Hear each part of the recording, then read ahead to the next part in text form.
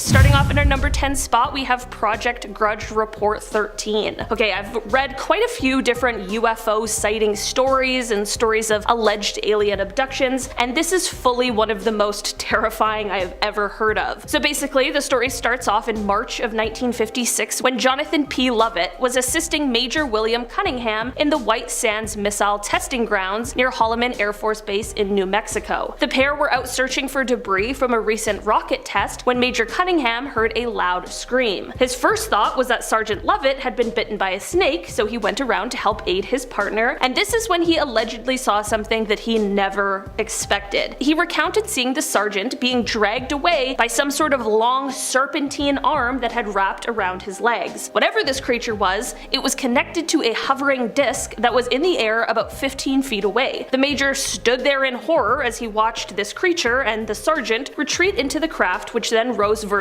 into the sky. Of course, he radioed for help, and while he was taken to the hospital for observation after this, search teams were sent out immediately. It wouldn't happen until 3 days later that they would find the body of Sergeant Lovett only 10 miles away from the site where he was said to have disappeared from. The autopsy performed on him later also only raised more questions than answers, as his body was severely harmed. So of course there was an investigation that happened, and many people claim that this investigation was detailed in a 600-page document labeled Project Grudge Report 13. But the problem with this is that no official information on Report 13 exists, and the US government denies its very existence at all. Though Grudge Reports 1 through 12 have been declassified along with Report 14, no official mention or accounting of Report 13 exists, and the story solely relies on secondhand accounts of this horrible incident. In our number 9 spot today, we have the Air Force disappearance. On the night of November 23, 1953, near the Canadian-US border, the United States Air Defense Command noticed a blip on their radar where there shouldn't have been one. This was showing that there was some sort of unidentified object that was in restricted airspace over Lake Superior. In response to this, an F-89C Scorpion jet was sent to investigate with 2 crew members. First Lieutenant Felix Moncla was piloting the craft, while Second Lieutenant Robert Wilson was observing the radar. Once in the air, the pair had trouble tracking the object, which kept changing its course, which then led to ground control helping to direct them. The jet pursued the unknown object for 30 minutes as it closed in on it at 500 miles per hour. After a while, the 2 blips on the radar, one being the unknown object and the other being the investigating jet, converged into one point, and then suddenly the radar return from the F-89 simply disappeared from ground control's radar scope. Shortly after this, the radar blip that was from the unidentified object also veered off and then vanished. The men who were sent to investigate in the jet never returned from the mission, and there was never any wreckage found signifying an accident despite extensive searches. The men and the jet just disappeared completely. It is said that the explanations for the disappearance that have been released throughout the years have changed and flip-flopped in what they say happened, so at this point, no one has any idea what really went on here. In our number 8 spot today, we have Dr. Brian O'Leary. Dr. Brian O'Leary is a former NASA astronaut and Princeton physics professor, and he has been quoted as saying that there is abundant evidence that we are being contacted, that civilizations have been monitoring us for a very long time, and that their appearance is bizarre from any type of traditional materialistic Western point of view. Apparently, he also said that these visitors use the technologies of consciousness, they use droids, they use co-rotating magnetic discs for their propulsion systems, which seems to be the common denominator of the UFO phenomenon. I obviously have no idea how I could possibly substantiate these claims, but they certainly are interesting, regardless of what you personally believe. And based on his education and work experience, it really is quite compelling. This could, of course, just be nonsense in order to stir up the masses, but it could also be someone who's finally telling us all the truth, but we're just too skeptical to believe it. In our number 7 spot today, we have the Roswell incident. This whole rigmarole started in 1947 when some sort of crash took place near a ranch in Roswell, New Mexico. Shortly after this, the Roswell Army Airfield released a statement saying that they had recovered a flying disc from the ranch, but the Army quickly retracted the statement and said that it wasn't that, but instead it was just a conventional weather balloon. This was a little sketchy, but most people let it slide until the 1970s. What happened in the 70s is that a retired lieutenant colonel began to speak out. In an interview with a UFO researcher, he said that the weather balloon story was a cover-up and that alien remains were actually recovered from the crash site. There were both first and second-hand witnesses who claimed that not only were there at least one, but possibly more alien spacecraft aircrafts that had crashed at the scene, that there were also extraterrestrial remains that were recovered by the military, who then began to engage in a cover-up. In 1994, the story changed from a weather balloon to a nuclear test surveillance balloon from Project Mogul, and it was stated that the stories of the alien bodies were probably just test dummies that had been dropped from high altitudes. I'm not gonna lie, the whole thing sounds a little sketchy. I obviously wasn't there, so I can't say for certain what happened, but someone is definitely lying. I'm just not sure who. In our number 6 spot today, we have the Stephenville UFO. In January of 2008, in the small town of Stephenville, Texas, a bunch of residents all saw something in the sky that they couldn't believe. In the beginning, it appeared to be white lights in the sky that were first in a single arc, but then they quickly moved to form 2 parallel lines. It was estimated that the lights were spanning about a mile long and half of a mile wide, but the craziest part is that it was flying at 3,000 miles per hour, which is similar to the speed of a fighter jet, but there was no sound reported at all. The government chalked this sighting up to a US Air Force flight operation, but many of the residents who saw this event on that day were absolutely not convinced and truly felt like they were lied to. Some even explained that what they saw was too technologically advanced for the human civilization. In our number 5 spot today, we have the Rendlesham Forest incident. This incident is often referred to as Britain's Roswell incident, and it took place in December of 1980. The incident took place in the Rendlesham Forest, which is a pine forest in England that, at the time, sat in between 2 United States Air Force bases, RAF Bentwaters and RAF Woodbridge. Over several nights around this time of year, actually, a number of credible military personnel reported strange and colorful lights both above as well as in the forest. Some of those who were sent to investigate the strange lights reported seeing a triangular craft at close range, and there was even a famous audio tape made of the encounter. After these happenings, the UK Ministry of Defence claimed that the incident posed no threat to national security, and because of that, it was never investigated further. What really happened in the forest all those years ago remains a total mystery, but those who actually witnessed the lights and the aircraft are said to have remained totally baffled. In our number 4 spot today, we have the unexplained UFO. In 2017, after the existence of the Advanced Aviation Threat Identification Program became more well known, a video was released of an encounter between an FA-18 Super Hornet and some sort of unidentified flying object. There weren't a ton of details released about exactly what happened during this encounter, but using the Raytheon Advanced Targeting Forward-Looking Infrared Pod, they were able to capture an extremely fast-moving white oval that was around 45 feet long. The oval had no wings, and it didn't appear to have any kind of exhaust either. They were tracking the UFO at an altitude of 25,000 feet just above the Atlantic Ocean, and then they were shocked as the craft rotated on its axis and flew away. There was no explanation released with the footage because it truly is unbelievable and currently unexplainable. In our number 3 spot today, we have the USS Princeton UFO. This UFO sighting comes from 2004. On November 14th of that year, the USS Princeton noticed an unknown aircraft of some sort that was about 100 miles off of the coast of San Diego. For 2 weeks prior to this crew had been tracking a strange flying object that would start out at around 80,000 feet before extremely quickly dropping to hover right above the Pacific Ocean. Black Aces Commander David Fravor and Lieutenant Commander Jim Slate of Strike Fighter Squadron 41 went over in 2 fighter jets in order to kind of scope out the situation, and when they arrived, they saw what at first appeared to be churning water while there was just an oval shape just below the surface. After this, a white oval-shaped object appeared above the water, but it had no markings on it at all. Like, no windows, nothing that would indicate an engine, no wings, and the infrared monitors on the jet didn't pick up any sort of exhaust. The commander and lieutenant commander tried to intercept this strange aircraft, but it very quickly flew away and reappeared on the monitor 60 miles away. Like, when I say quickly, I mean it was moving at 3 times the speed of sound and over twice the speed of fighter jets. So faster than any kind of technology we currently have. We still don't know what exactly this was, but sure a lot of us are thinking the same thing. In our number 2 spot today, we have the cigar-shaped UFO. Let's set the stage. It's 2:45 a.m. on July 24th, 1948, and there are 20 passengers aboard a twin-engine propeller plane that is at 5,000 feet being flown from Houston to Atlanta by pilot Clarence S. Childs and co-pilot John B. Whitted. Out of the 20 passengers on board, 19 of them are asleep at these early morning hours, and everything seems to be going as per usual Until it wasn't. The 2 pilots and the 1 passenger who were awake all witnessed the same thing about 20 miles southwest of Montgomery, Alabama. About a week after the incident, the pilot explained what he had seen by saying, quote, "It was clear there were no wings present, that it was powered by some jet or other type of power, shooting flames from the rear some 50 feet. There were 2 rows of windows which indicated an upper and a lower deck, and from inside these windows a very bright light was glowing. Underneath the ship there was a blue glow of light. By his estimates, he watched the UFO for about 10 seconds before it completely vanished." The co-pilot gave a similar explanation and also added, quote, "The object was cigar-shaped and seemed to be about 100 feet in length." He continues on, quote, "I asked Captain Childs what we had just witnessed, and he said that he didn't know." While this is obviously very strange and peculiar, what has driven UFO enthusiasts even more is the fact that this strange sighting was of course later investigated by the US government, but the results of that investigation have allegedly been mostly destroyed. Does that mean maybe they found something they aren't willing to share yet? Some people believe that perhaps the pilots and passenger witnessed a secret Soviet spy craft, others believe it was definitely something of the extraterrestrial variety. In our number 1 spot today we have the New Jersey UFO. This UFO sighting took place in 2001 just above the New Jersey Turnpike. On July 14th, 2001, just after midnight for around 15 minutes, motorists driving down this highway stopped to stare at the sky to witness what no one could believe. There were strange orange and yellow lights in a V formation just above the Arthur Kill waterway. There were a ton of witnesses who were all extremely confused and shocked as to what they were seeing. Air traffic controllers initially denied that there were any flying objects that could have caused the mysterious lights, but a group that is called the New York Strange Phenomena Investigators claimed that they received radar data that night that would corroborate the story that the witnesses were telling. It may not have been aliens, but it certainly was some sort of unidentified flying object that no one had ever seen before, and there were people from all walks of life witnessing it together. Starting off this list in our number 10 spot we have Levelland. This incident took place in 1957 in Levelland, Texas, and actually was the inspiration for a scene in the film Close Encounters of the Third Kind. In the real life incident, dozens of citizens from across the city began individually reporting seeing a rocket or a strange set of lights or some sort of unidentified object, but that wasn't it. Whatever these citizens were seeing was also reportedly interfering with their vehicles as well. Engines were suddenly just dying out and lights were cutting out. If this happened to just 1 or 2, this could have been some kind of a weird coincidence, but it was way too many instances. Something else had to have been at play. The authorities at first thought that the reports were a hoax until they too saw the strange lights as they began to investigate. This is where Project Blue Book came in and they started to investigate, and they came up with quite the conclusion. They claimed that whatever had happened here was simply just a case of an electrical storm and ball lightning that caused the lights and the mechanical malfunctions. That's super reasonable, but the catch with this explanation is that there were no reported storms or thunderstorms or rain in the area that night at all. I'm just saying, something here clearly isn't adding up quite right. In our number 9 spot today we have the Belgian Wave. Near the ending of November of 1989, citizens of Belgium were shocked to report seeing a big triangular UFO hovering in the sky. Aside from these reports from the visual witnesses, however, there wasn't any physical evidence supporting the existence of the UFO. Flash forward to a few months later in March of 1990, however, and new sightings began to pop up, but this time their presence was being confirmed by 2 military ground radar stations. Here's where things get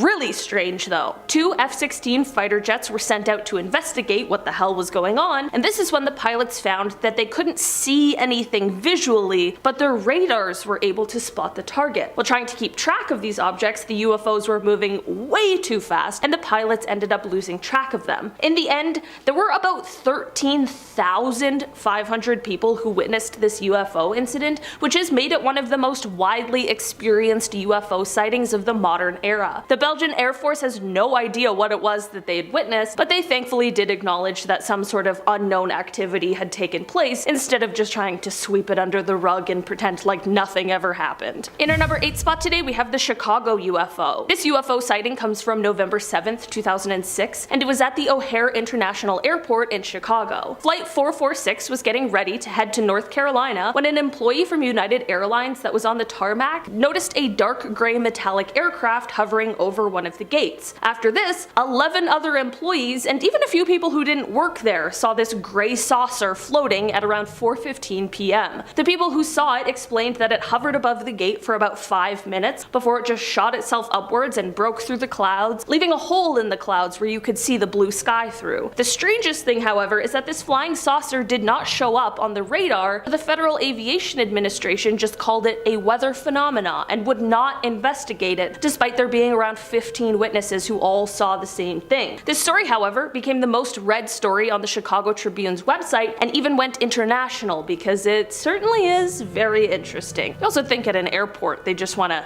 investigate strange occurrences, you would hope. In our number 7 spot today we have the Lubbock incident. On August 25th, 1951 in Lubbock, Texas, a group of scientists from Texas Technical College were all hanging out in the backyard of geology professor Dr. W.I. Robinson. They were all just chilling, enjoying each other's company, until around 9:20 p.m. when they saw something strange. It was a V-shaped formation of 15 to 30 bluish-green lights that were passing overhead. They were completely confused over what it could be, but figured that the lights would likely reappear, which they did. About an hour later, the lights reappeared, and at this point, all of the scientists knew that they had witnessed something exceptionally interesting. But what was it? The scientists weren't the only ones to witness the lights either. About 350 miles away in Albuquerque, New Mexico, an employee of the Atomic Energy Commission's top secret Sandia Corporation, who had a high-level Q security clearance, had been sitting outside with his wife, quote, gazing at the night sky, commenting on how beautiful it was, when both of them were startled at the sight of a huge airplane flying swiftly and silently over their home. On the aft edge of the wings, there were 6 to 8 pairs of soft, glowing bluish lights. There were more sightings as well, all reporting a very similar thing. The group of scientists began investigating, tracking the lights, which they witnessed 12 more times. They measured the angle of the lights, they tracked the speed, and they attempted, unsuccessfully, to try and measure the UFO's altitude. Here's the deal with this though. The government did end up coming to investigate, but the official explanation for these lights is the most cryptic message I've ever seen. It read, quote, I thought that the professor's lights might have been some kind of birds reflecting the light from mercury vapor streetlights, but I was wrong. They weren't birds, they weren't refracted light, but they weren't spaceships. The lights that the professors saw have been positively identified as a very commonplace and easily explainable natural phenomenon. I can't divulge exactly the way the answer was found because it is an interesting story of how a scientist set up complete instrumentation to track down the lights. Telling the story would lead to his identity, and in exchange for his story, I promised the man complete anonymity. Despite people claiming that this mystery has been solved, by this explanation, people are left with a lot more questions than answers. In our number 6 spot today we have the Foo Fighters. On a late November evening in 1944, nearing the end of the Second World War, Lieutenant Fred Ringwald was riding as observer in a night fighter that was being piloted by Lieutenant Edge Luter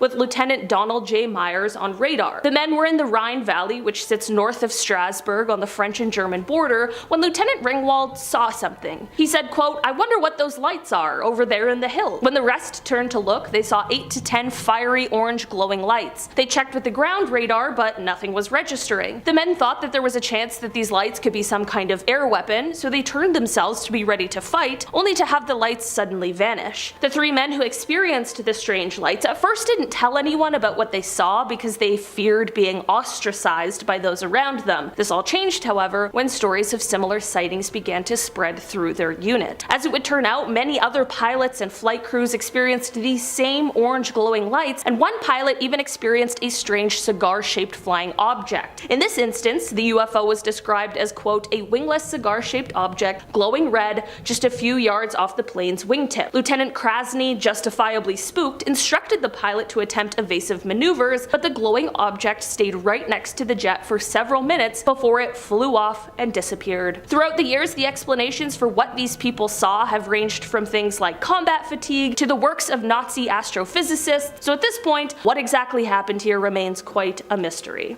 In our number 5 spot today, we have the Big Flap. Back in 1952, while the panic over flying saucers was real, there was a bunch of strange reports of potential UFO sightings over the skies of Washington, D.C. These sightings later became known as the Big Flap, and they were being reported by civilians as well as military radar operators and pilots. In fact, there were so many people reporting these UFOs that a special intelligence unit of the US Air Force was sent in to investigate. What really sparked a lot of concern with these sightings is when radar operators at National watched the objects fly past the White House and and the Capitol building. This is when two F-94 interceptor jets were sent to investigate, but both times as they approached the mysterious objects showing on their radar screens, they would just suddenly disappear. In the end, as a result of the investigation, what they found, or really the lack of what they found, combined with the official explanation that was released, only worked to fuel some early conspiracy theories that the government was working to hide the evidence that proves the existence of alien life. In our number 4 spot today, we have the disappearance. Frederick Valentich was an Australian pilot who disappeared under some unbelievably suspicious circumstances on a training flight on October 21st, 1978. During the flight, he radioed the Melbourne Air Traffic Control to let them know that he was being accompanied by an aircraft that was about 1,000 feet above him, and at the same time that his engine had begun to run roughly. Air Traffic Control responded to him by explaining that there was no known air traffic at that level, and Frederick explained that he could see a large unknown aircraft with 4 bright landing lights. He explained the aircraft approached him from the east and at first thought it was another pilot playing around with him. For the record, during a flight seems like a terrible time for someone to play a prank. He then went on to explain that the mysterious aircraft was orbiting him and had a green light on it. When Air Traffic Control tried to get further details and asked what kind of aircraft it was, Frederick responded by saying, "It's not an aircraft." After this, his radio transmission was interrupted by a metallic scraping sound, and this is when all contact was lost. Sea and air search began, but to no avail. There have been speculations that don't involve alien abductions, such as a staged disappearance, the possibility of Frederick getting confused and flying upside down, and potentially even him taking his own life. All of these theories have been debunked in some sort of way, and neither the aircraft or Frederick himself have ever been found. The reason why alien abduction has been the main theory in this case is due to the fact that many reported UFO sightings came on the same night in the same region as his disappearance. It of course leaves us with more questions than answers, but it is all very interesting and very mysterious. In our number 3 spot today, we have Apollo 11. We can sit here on Earth all day and talk about the potential for alien life, talk about UFO sightings, but who would know more than people who have actually been to space, which are of course astronauts. Definitely on the list of coolest and scariest jobs in the entire world, there haven't been a ton of people who have had the unbelievable privilege of experiencing space firsthand, but there are even less of them who have claimed to see something that seems completely unexplainable. People who have claimed these sort of things include Edgar Mitchell, Catherine Coleman, and Dr. Brian O'Leary. The very interesting part about many of these claims is that they also include some sort of government cover-up as well. There was also Buzz Aldrin, who spoke about his Apollo 11 experience, and he detailed the crew seeing something flying alongside them, and at first they believed it was the final stage of a detached rocket, but then Mission Control confirmed that it was actually 6,000 miles away from them, leaving them with no answers on what the flying object could be. I can't imagine going to space at all, let alone encountering a UFO flying right beside you. In our number 2 spot today, we have the FBI documents. In a video that was released by the hacktivist group Anonymous a few years ago, they discussed some sort of FBI documents that are apparently declassified and just sitting on the website waiting for anyone to come across. These documents apparently suggested that we not only have been visited by aliens, but also by beings from other dimensions. This document was sent in 1947, and while it didn't originate from within the FBI, it was sent in by a university department head, and it was treated with the utmost importance by the FBI. The document goes on to say that the aliens that have visited aren't from a planet as we think of it, but rather some sort of etheric planet that interpenetrates with our own,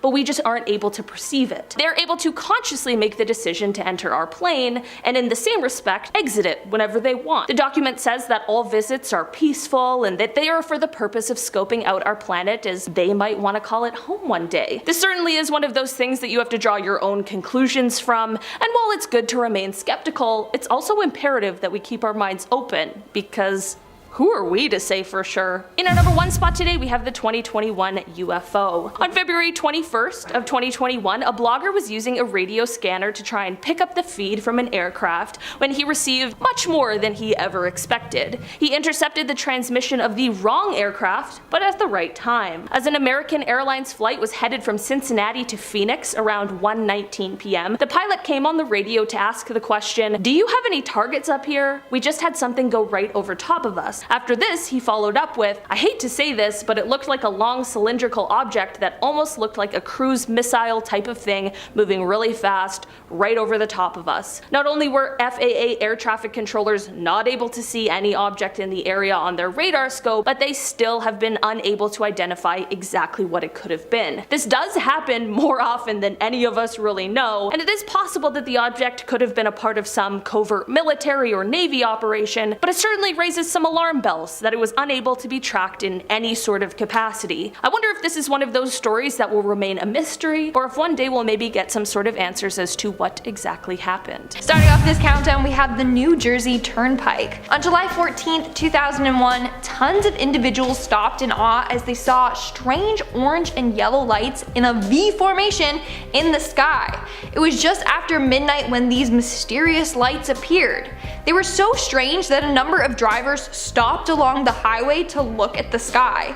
Apparently, these lights lasted for around 15 minutes before disappearing. Daniel Tarrant, who worked for the police department, was one of the many witnesses of this bizarre event. And apparently over a dozen calls were made to the local police department reporting these lights. It definitely freaked a lot of people out. Now, what's even freakier is that air traffic controllers said that it's impossible for airplanes or jets or space flights to have made that light. So that's just ruled completely out. To this day, we still don't know what the mystery light show was. But of course, it's probably aliens. Coming in at number 9, we have the Pentagon footage. There's a whole fleet of them. Look on the ASA. Oh my gosh. They're all going against the wind. The wind's 120 knots from the west. So in April of last year, the Pentagon released footage of what they said was an unidentified flying object. These videos were recorded back in 2004 and 2015, but were only finally released when they thought it was safe to do so. So in one of the videos, you can see what appears to be a UFO flying in the sky. It was taken by naval aviators, and it shows some sort of objects moving through the sky. In the video, you can hear the pilots are in shock at what they're seeing. In fact, one of the pilots that witnessed this phenomena and captured it on video told CNN that the disc moved in ways he couldn't explain. Apparently 1 second it was there, and then next thing you know, it disappeared. He said, and I quote, "As I got close to it, it rapidly accelerated to the south and disappeared in less than 2 seconds. This was extremely abrupt, like a ping pong ball bouncing off a wall. It would hit and go the other way." Now that's pretty creepy if you ask me. Then play 18 seconds to 30 seconds. Look at that thing, dude.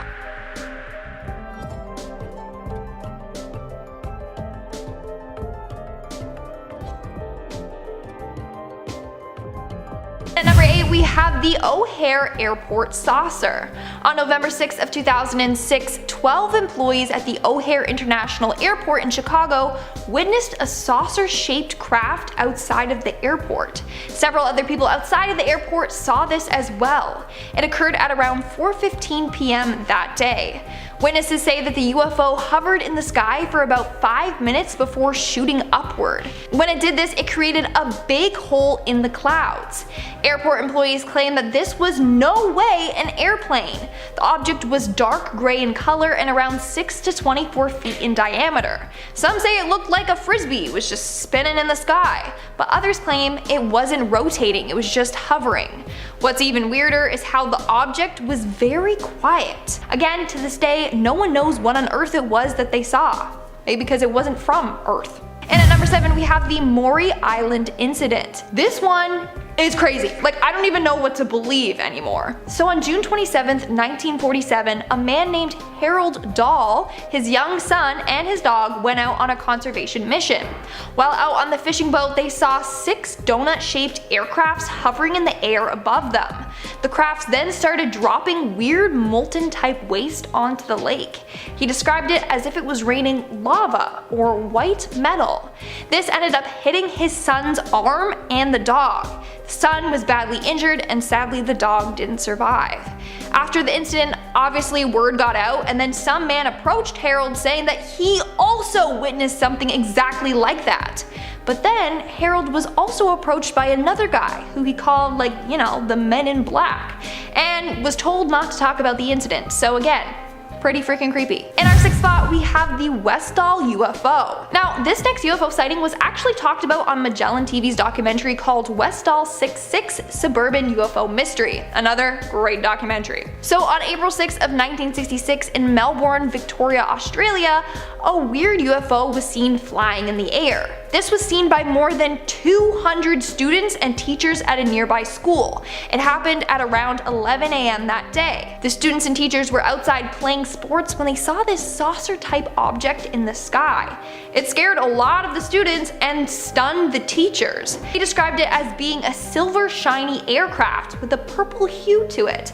Others say it was more green in color.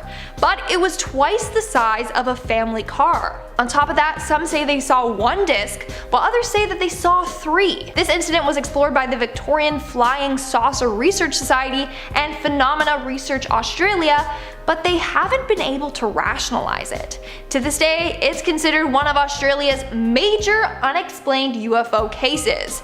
There's way more to this case than I have time to talk about, so if you want to learn more, then check out the documentary. We're now at our 5th and halfway mark with the Stephenville sightings. Stephenville is a small and quiet town in Texas. Nothing too crazy happens there, it's mainly just known for its dairy farms. But on January 8th, 2008, something quite strange happened that rocked that quiet town. On this day, dozens of residents saw white lights above Highway 67. A local pilot claimed that the lights, and I quote, spanned about a mile long and a half a mile wide and traveled about 3,000 miles per hour. The lights were accompanied with silence. Now, the US Air Force did claim that it was just a plane flying in the area, but the residents aren't buying this excuse. They said, and I quote, what they saw was too technologically advanced for current human abilities. Coming in at number 4, we have the USS Unknown Craft. In 2004, a Navy missile cruiser picked up some weird radar signals coming from an unknown craft. The cruiser was sailing off the coast of Southern California when this happened. It was coming from an object in the sky. Then apparently at some point the crew saw an oval-shaped object drop into the water. The water began to churn around it. Then a few seconds later the object shot back out of the water and accelerated away. They claim it moved more than 3 times the speed of sound and more than twice the speed of fighter jets. In our 3rd spot, we have Kenneth Arnold. On June 24th, 1947, a private pilot named Kenneth Arnold witnessed something pretty creepy while out flying. So on that day, Kenneth was out flying looking for a US Marine Corps airplane that crashed near Mount Rainier. There was a reward for anyone that could locate the plane. But while out looking, he saw 9 bright lights emitting from a shiny UFO. He claims it was traveling at around 1,200 miles per hour. Of course, if only Arnold had seen this thing, then people probably wouldn't believe him. But he wasn't the only one to witness it. A man named Fred Johnson also saw the lights and object. That same day, around the same time, he saw the object through his telescope. He also claimed that the object, whatever it was, interfered with his compass. Arnold was just going to dismiss what he saw as a mirage until Johnson came forward explaining he saw it too. In our 2nd spot, we have the Flatwoods Monster. On September 12, 1952, 7 individuals and a dog witnessed a UFO. And then they saw what they believed to be an alien. So on this day, 6 boys aged 10 to 16, a mom and a dog were at the park playing. While doing so, they saw a pulsing red light flash across the sky and then crash down. 3 of the boys ran to go get one of the boys' mom to then go check it out. The dog followed. When they neared the area where the thing crashed, they saw a 10-foot tall Frankenstein-like monster. That's how they described it. Even the dog was afraid and ran away from it. Apparently this monster had blood-red eyes, a green face, and it glowed. It even had claws. One of the boys was so afraid he actually peed his pants. I mean, it would sound fishy if it was just a group of boys that claimed to see a UFO and alien, but then the mom saw it too and verifies that this story is true. And in our number 1 spot, we have the Berkshire's UFO. This undoubtedly is the most mysterious and scariest UFO sighting and encounter on this list. On September 1st, 1969, something happened that changed the lives of multiple people in Berkshire County forever. So on that day, a bunch of people claimed to have seen a number of strange lights. Some people even claim that they were abducted by this bright light, or randomly time passed and they don't know what happened for the hours lost. One of the people that witnessed this was Melanie Kirchdorfer. That night, her and her family went to a Dairy Queen to get ice cream. Then they went to a nearby lake. While her father backed into the parking lot at the lake, a strange aura came around the car. They don't remember much after that, but Melanie remembers being levitated and then being on a spaceship.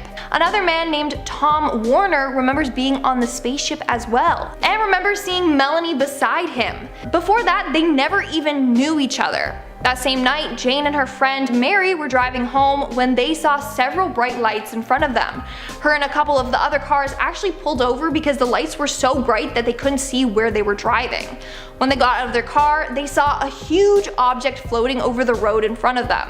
And many other people also shared several stories from that night as well. So it's quite creepy that many people came forward, all random individuals with no relation to each other, but had such similar stories. Number 10. Flashing lights in China. I mean, if you see some flashing lights floating around anywhere in China, it might be a UFO, or the air might be exploding because the pollutant levels are so high. I had a buddy who was living in Beijing, and he said every morning when he would wake up, he would blow his nose and it would be black. That is disgusting.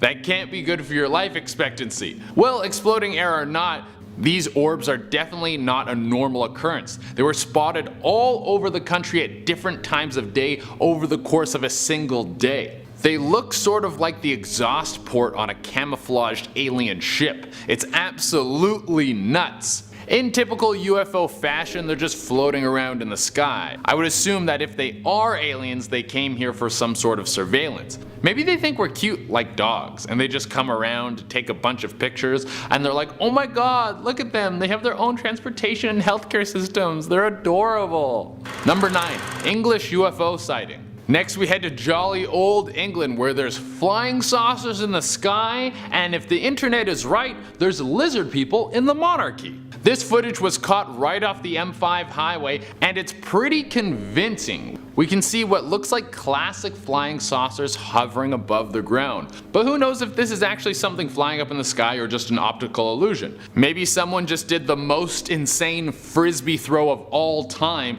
and now that thing is just hovering like your girlfriend waiting to steal your fries. But then we see a military fighter jet pass by the object. I don't know about you, but I don't think the military spends millions to take its fighter jets off the ground to look at Riley's epic frisbee launch.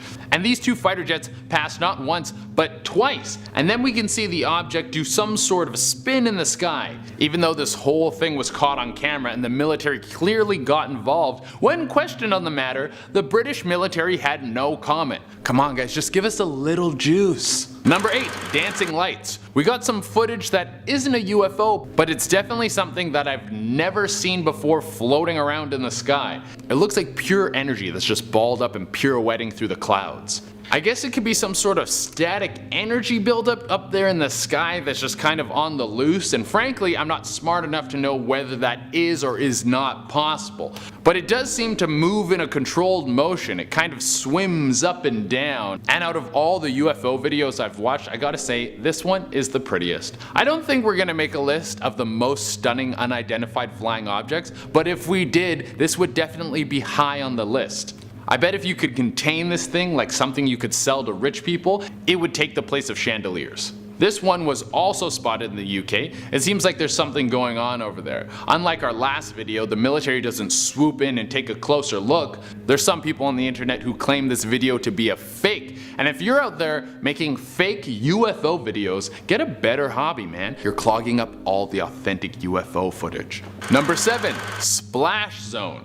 Imagine you're a good, God-fearing fisherman in Spain, and then you see some crazy thing flying through the sky, and it makes you question God and everything you ever trusted. This footage is crazy. It was taken in Spain off the coast of the Galicia region, and it shows some sort of UFO blast over a fisherman's boat out in the middle of the ocean, and then boom, the whole thing plunges underwater. This is absolutely insane. You see a massive splash from the aircraft entering the water. The speculation around this is that there is secret underwater alien bases.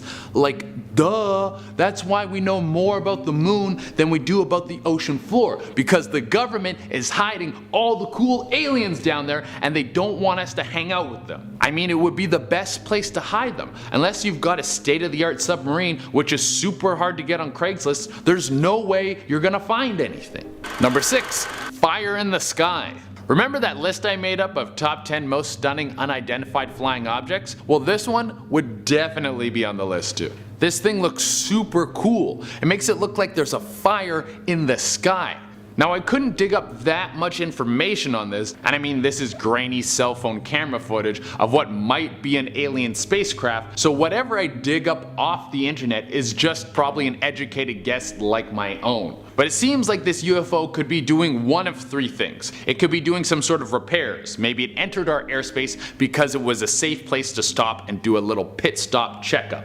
The ship could also be doing the opposite, on its way down for a crash landing. Or 3, it could possibly be dumping something. As you watch through the footage, it almost looks like a crop duster leaving a trail behind. I'm sure whatever an alien spaceship is dusting our planet with is harmless, don't worry about it. Number 5. Boy Scouts.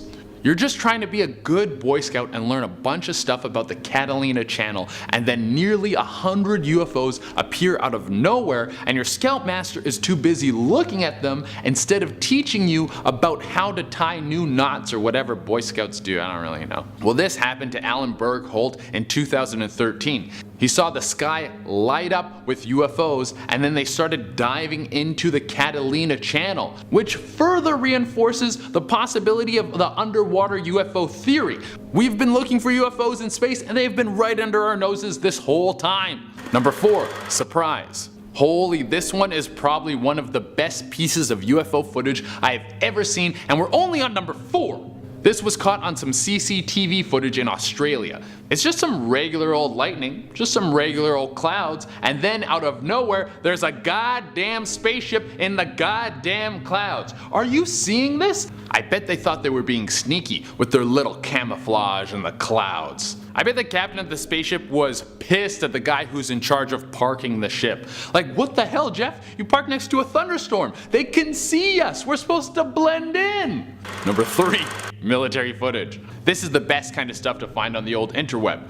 When you get legit military footage of stuff going down, it makes it so much more real. This was shot on January 12th in 2007. 2 fighter pilots report seeing something that looks like a floating rock just hanging out around 17,000 feet. A super casual thing for a rock to do. They keep trying to get close so they can get a better look, but every time they would get too close, it would disappear and then reappear somewhere else, like it was using some sort of short-range teleportation. It did this a couple times before it completely vanished. What was this thing? Well, either a flying rock or something much more advanced. If these aliens are actually real, then why don't they just come down and hang out? Tell us about space and stuff and then come try out churros. We've got so many churros.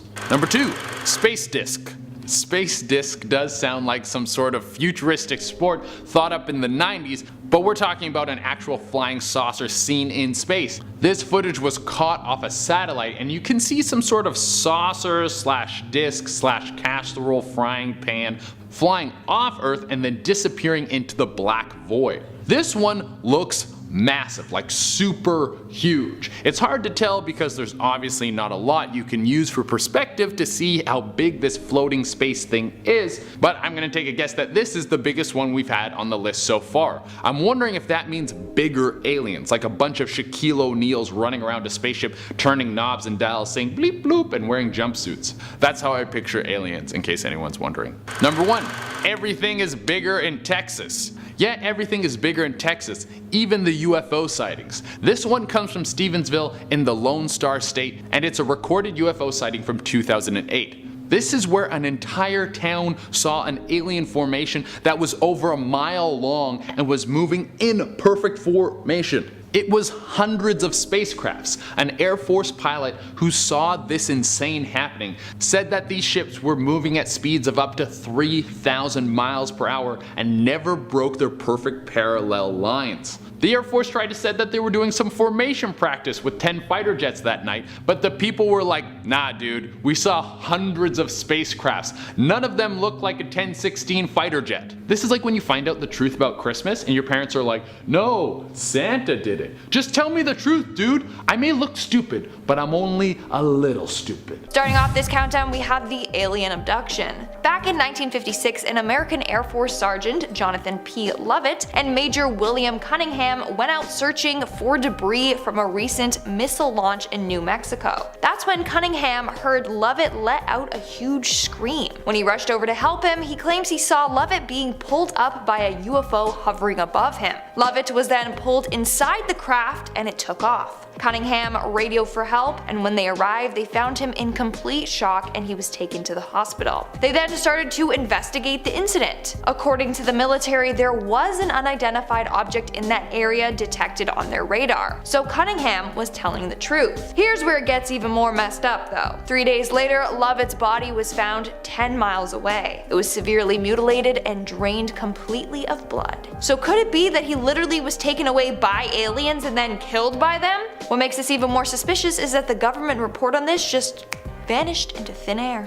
In our 9th spot, we have the Gorman dogfight UFO. This is said to be one of the most well-known UFO encounters from the 20th century. It's also a fairly credible one. So on October 1st, 1948, US Air Force pilot George Gorman was out flying when he spotted a UFO below him. He described it as a flying disc with round and well-defined edges that was brightly lit and circling slowly over the city. What was weird was that the object was not showing up on radar. So Gorman decided to follow it, but as he got closer to the object, it got brighter and then it shot away from him. He said it went around 250 miles per hour, then increased to 600 miles an hour. Due to its speed, Gorman lost sight of it. Now the government was all like, it's just a weather balloon. Yeah right, I think an experienced aviator would know the difference between a weather balloon and a flying saucer. In our 8th spot, we have the Pentagon. Last year, the Pentagon released footage of what they confirmed to be a UFO. I'm pretty sure by now you have all seen this video, but if you haven't, I'll share it with you today. So the UFO was captured on camera by 2 naval aviators who were shocked at what they saw. There's a whole fleet of them. Look on the ASA.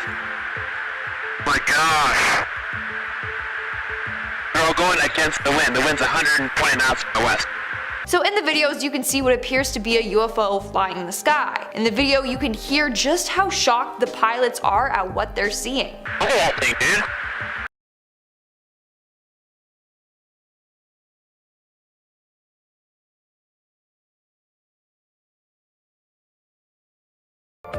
In fact, one of the pilots that witnessed this told CNN that the disc moved in ways he couldn't explain. Apparently, 1 second it was there and then next thing you know, it disappeared. He said, and I quote, "As I got close to it, it rapidly accelerated to the south and then disappeared in less than 2 seconds. This was extremely abrupt, like a ping pong ball bouncing off a wall. It would hit and go the other way." Moving on to number 7, we have the Top Cliff UFO. On September 19th in 1952, half a dozen Royal Air Force officers were taking part of NATO exercises when they encountered a UFO. So the men were headed back in their fighter jet when crew members on the ground saw a weird, silvery, circular object traveling several thousands of feet above the jet. One of the witnesses said, and I quote, "The acceleration was in excess of that of a shooting star. I have never seen such a phenomenon before. The movements of the object were not identifiable with anything I have seen in the air." The craft then started to descend close to the fighter jet. They said it was, and I quote, "swinging in a pendular motion, similar to a falling sycamore leaf." At first, they thought it was a parachute or something that had fallen off of the jet. That was until it stopped midair, began to spin, and then just zoomed away. This sighting was then leaked to the press and was the front cover of the newspapers for quite some time. In fact, this sighting was so insane that Prime Minister Winston Churchill wanted to know more about it and get an investigation going. In our sixth spot, we have the destroyed evidence. On the morning of July 24th, 1948, two pilots were flying from Houston to Atlanta with their 20 passengers. That's when all of a sudden they saw a UFO flying clear as day by them. This was witnessed by the two pilots and one of the passengers. The others were asleep when this happened. One of the pilots said, and I quote, "It was clear there were no wings present, that it was powered by some jet or other type of power, shooting flame from the rear some 50 feet. There were 2 rows of windows which indicated an upper and lower deck, and from inside these windows a very bright light was glowing. Underneath the ship there was a blue glow of light." Now they all watched this for about 10 seconds until it disappeared. Obviously they reported their findings, and this triggered a top secret investigation by the US government. In the end, their findings were destroyed, which means this could be a real UFO sighting, because if it wasn't, they wouldn't have destroyed the evidence. We're now at our 5th and halfway mark with the White House UFO. Back in the 1940s and 50s, there were a number of UFO sightings in the skies over Washington, D.C. It all started back in 1947 when a search and rescue pilot reported 9 saucer-like discs flying together at over 1,000 miles per hour. Within weeks, the same flying saucer sighting was reported in 40 other states. The strangest incident happened to an air traffic controller in 1952. On July 19th, Edward Nugent, working as an air traffic controller at Washington National Airport, spotted 7 slow-moving objects on his radar. They were located far from any of their flight paths. Now he made a joke being like, "Oh look, they're flying saucers," until he realized that that's probably what they actually were. At that same time, 2 more air traffic controllers saw a strange hovering bright light in the distance. Now they did send out jets to the area, but as soon as they got to the area where the objects were on the radar, they disappeared. Over the next couple of weeks, more and more UFOs were spotted. It got to the point where people were demanding answers. In our 4th spot, we have Britain's Roswell. This is said to be the UK's most famous UFO incident. So in December of 1980 in Rendlesham Forest, England, a number of people reported seeing unexplained lights and then a weird spacecraft land. It all started on December 26 when a security man saw strange lights descend into the forest. As he approached this object, it moved through the trees and the animals at a farm nearby went crazy. The following days, more and more people saw these lights. In fact, a number of credible US Air Force officials were witnesses to this account, including Deputy Base Commander Lieutenant Colonel Charles Halt. The lieutenant himself confirmed it to be a UFO. In our 3rd spot, we have the 6 soldiers. This next UFO encounter took place in North Korea in 1951 during the Korean War. As the men were preparing to bombard a nearby village, they were all of a sudden greeted by a strange craft. The craft emitted some form of ray that made their airburst start to explode. According to one of the men, and I quote, "Objects would get right into the center of an airburst of artillery and yet remain unharmed." They also said that they were, and I quote, "swept by some form of a ray that was emitted in pulses, in waves that you could visually see only when it was aiming directly at you. That is to say, like a searchlight sweeps around and the segments of light, you would see it coming at you." After this weird attack, the men were left sick and had to be taken to the hospital. Some say that they were attacked by a UFO. Others say they were attacked by a high-tech Soviet death ray. To this day, we still don't know. Moving on to number 2, we have the Mantell UFO incident. Named after Captain Thomas F. Mantell, a Kentucky Air National Guard pilot who sadly lost his life chasing a UFO. So on January 7th, 1948, Godman Army Airfield at Fort Knox received a report of a weird aerial object near Madisonville, Kentucky. They claim it was a floating circular object around 250 to 300 feet in diameter. So the US Air Force sent Thomas to investigate. Sadly, while doing so, he crashed his plane and lost his life. Now Thomas was a very experienced pilot. He had spent around 2,167 hours in the air, so it's not like him to just crash like that. Other people that saw the UFO claimed it was very white with red borders at the bottom. Some even said, and I quote, "Just before leaving it came to very near the ground, staying down for about 10 seconds, then climbed at a very fast rate back to its original altitude, 10,000 feet, leveling off and disappearing into the overcast, heading 120 degrees. Its speed was greater than 100 miles per hour in level flight."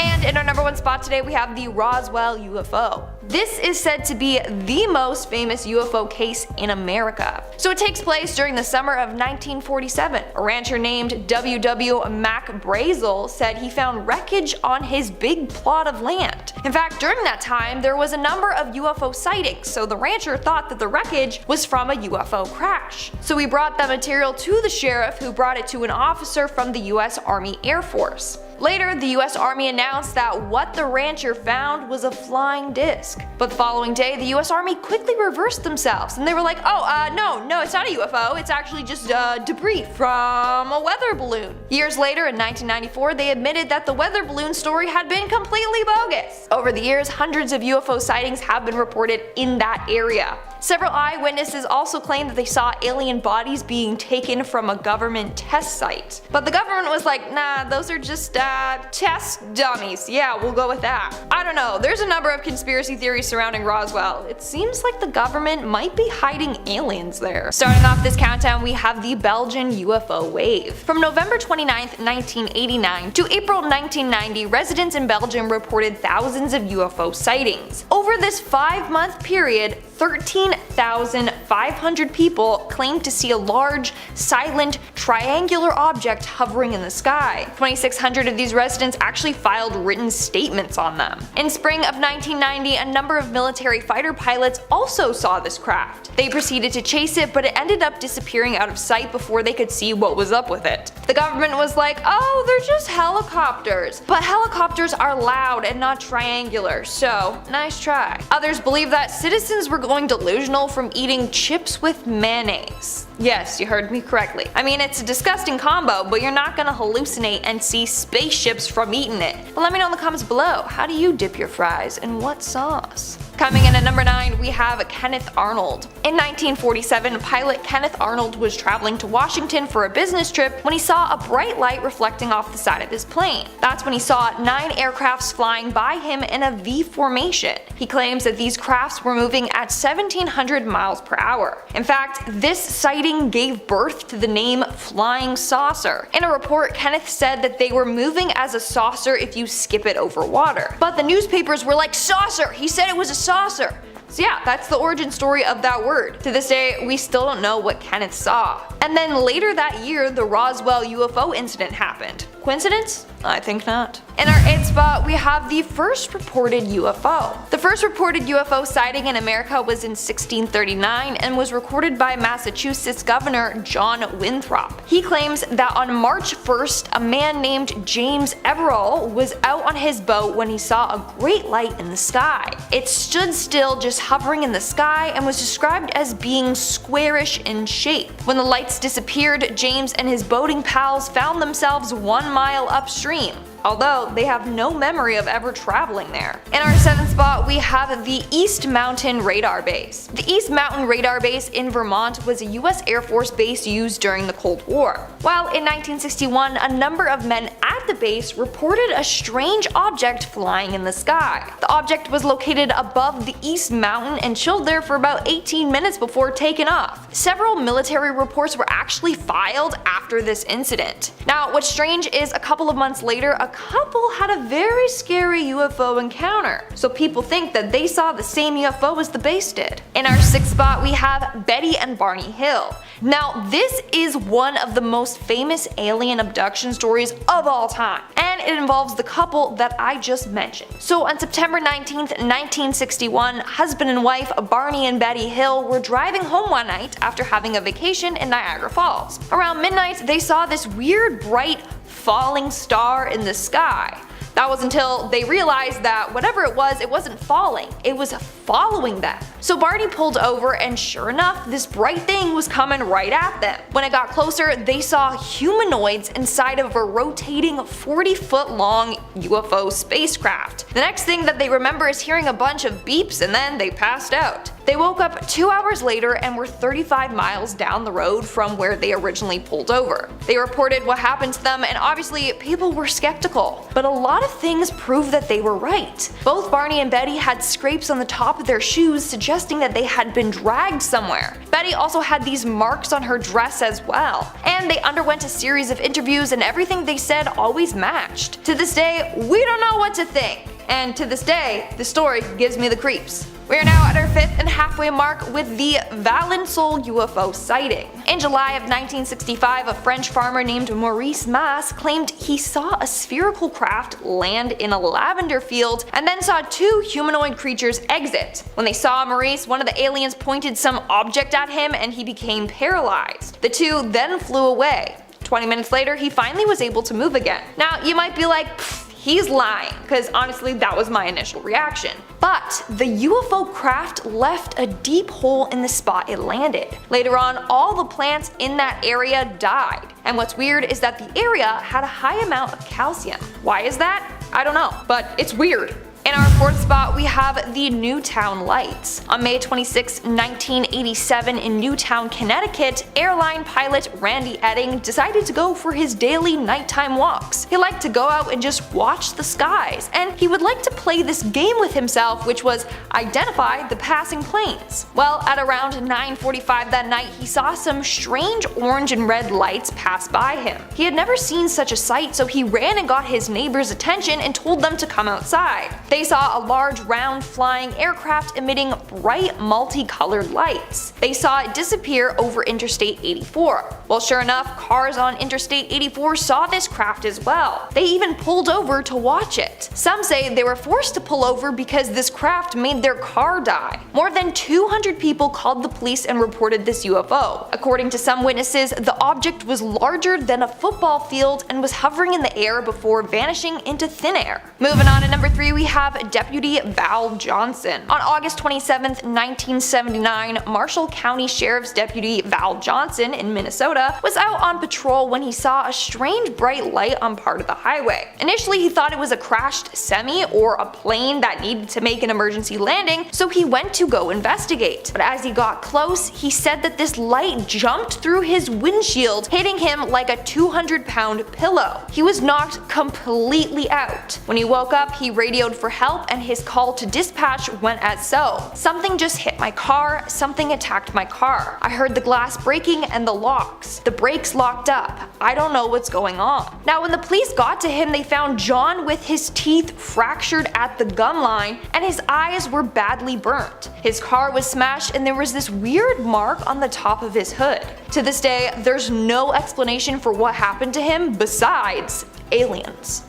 In our 2nd spot, we have Levelland, Texas. Back in 1957, dozens of residents in Levelland, Texas reported seeing a weird object in the sky that would interfere with their vehicles. The first person to report it was a man who was driving on a country highway with his friend. He saw a 200-foot long rocket rise up from a field and rush towards them. It was about to hit them, so they jumped out of the car and landed in a ditch. As it passed their truck, it caused it to rock side to side and it killed the truck's engine. After that report was phoned in, the authorities received more and more similar reports. Drivers would see this spacecraft fly towards them, and as soon as it did, their cars would die. Police thought it was a hoax until they went out and also witnessed this mysterious craft and lights for themselves. And in our number 1 spot today, we have the Exeter incident. On September 3rd, 1965, a policeman was patrolling Route 101 in Exeter, England, when he saw a woman parked alongside the road. So he pulled over and got out to check on her. When he got to the woman's car, he found her out of breath and frantic. She claimed that a flying object with red flashing lights was chasing her. But that's not all. A few hours later, a young man arrived at the police station saying that he was trying to hitch a ride when he saw lights come out from a large field, then disappear, and then reappear behind the tree lines several times. The same police officer that found the woman decided to go with this man to the spot and see what was up. That's when he saw the lights himself. The following weeks, the police received over 60 reports from people who also saw these lights, all with very similar stories. How eerie.